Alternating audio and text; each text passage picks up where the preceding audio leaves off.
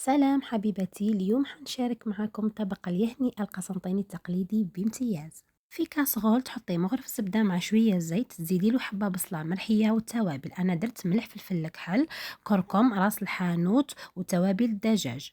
تزيدي الفخار تاعك ونص صدر ولا حسب الكمية تاع الأشخاص اللي عندك، مع ربطة معدنوس.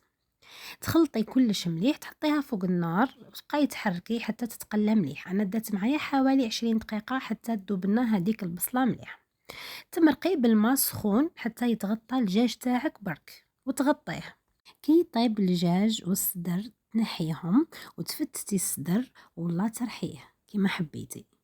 نزيدولو المعدنوس مقطع ولا طعم. انايا دات لي حوالي 2 عظمات.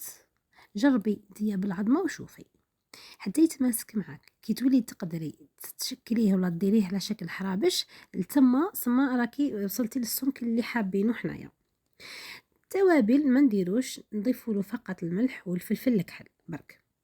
انا شكلتهم بالمغرف كيما راكم تشوفوا، طريقه سهله ويجيو متساويين، سورتو في رمضان نعودو نحوسوا غير وقتاش نخلصوا علينا مع العيا مع الصيام، ربي يقدرنا ان شاء الله يا ربي. نحطوا المقلاة تاعنا تسخن، نحطوا فيها شوية زبدة وشوية زيت ونشكلوا الدجاج تاعنا ونحطوه يتقلى على نار متوسطة. كي يدينا اللون الذهبي كما راكم تشوفوا نقلبوه. نكملوا الكمية تاعنا. ديجا نكونوا نحينا شوية من المرقة، كي تبرد نزيد لها شوية قارص ومغرف تاع نشا ونحرك مليح نخلطها ونردها لاصوص تاعنا ونخليوها تختار شوية. المرقة اللي حطينا فيها النشا لازم تكون باردة، سينو راهي تكعبر لنا النشا وما تصلحش معنا الوصفة.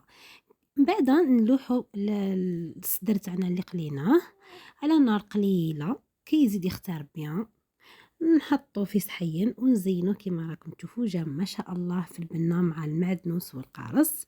جربوه ما تندموش. لمسة ملينة، ترحب بكم، إلى اللقاء.